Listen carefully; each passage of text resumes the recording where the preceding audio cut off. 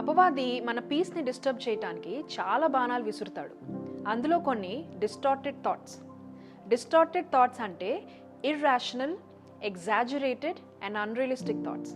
Irrational అంటే ఆ ఆలోచనకి ఒక హేతువు కానీ ఒక లాజిక్ కానీ ఏమీ ఉండదు. ఎగ్జాజరేటెడ్ అంటే నిజం కన్నా ఎక్కువ చేసి చెప్పడం. అన్రియలిస్టిక్ అంటే వాస్తవానికి దూరంగా ఉండే ఆలోచనలు.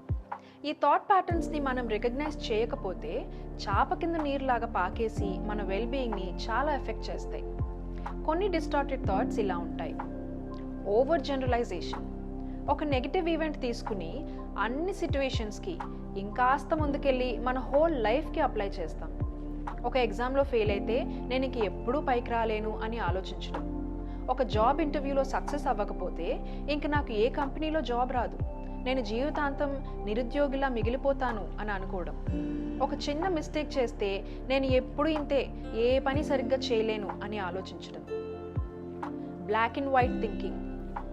దీన్నే ఆల్ ఆర్ నథింగ్ థింకింగ్ అని కూడా అంటారు. ఒక విషయాన్ని ఎక్స్ట్రీమ్స్లో చూడడం, మిడిల్ గ్రౌండ్ ఏమీ ఉండకపోవడం. క్లాస్లో ఫస్ట్ ర్యాంక్ రాకపోతే నేను ఒక ఫెయిల్యూర్ని అని అనుకోవడం.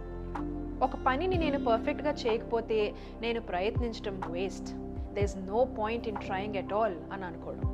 మా హస్బెండ్ నా బర్త్డే గుర్తుపెట్టుకోలేదు, అసలు ఒక్క సర్ప్రైజ్ పార్టీ కూడా లేదు అంటే మా హస్బెండ్కి నేనంటే ప్రేమ లేదు, I mean a loveless marriage అని ఎక్స్ట్రీమ్స్కి వెళ్ళిపోవడం. Mental filtering. పాజిటివ్ విషయాలు వదిలేసి నెగిటివ్ విషయాల మీదనే ఫోకస్ చేయటం. 100కి 90 మార్కులు వస్తే ఆ 10 మార్కులు పోయాయి, నేను ఒక ఫెయిల్యూర్ని అని బాధపడటం. మీరు చేసిన ప్రెజెంటేషన్కి మీ బాస్ మిమ్మల్ని మెచ్చుకుంటూ ఒక తప్పు ఎత్తి చూపుతారు, ఫ్యూచర్లో కరెక్ట్ చేసుకోమంటారు. మెచ్చుకున్న విషయం పక్కన పెట్టేసి ఆ క్రిటిసిజంని పట్టుకుని I messed up my presentation అది బాధపడిపోతారు. ఈ సిట్యువేషన్కి ఓవర్ జనరలైజేషన్ తోడైతే ఎలా ఉంటుంది?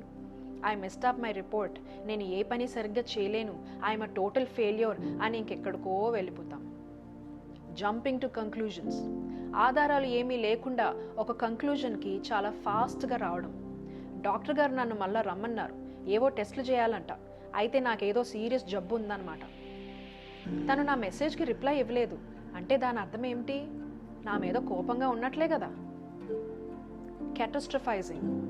ఒక విషయం గురించి ఆలోచించేటప్పుడు వర్స్ట్ కేస్ సినారియోని ఊహించుకోవడం.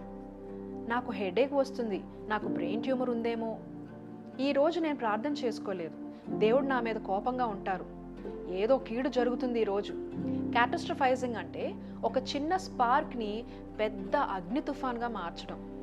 ఇంకా చాలానే ఉన్నాయి, అవి నెక్స్ట్ వీడియోలో డిస్కస్ చేద్దాం.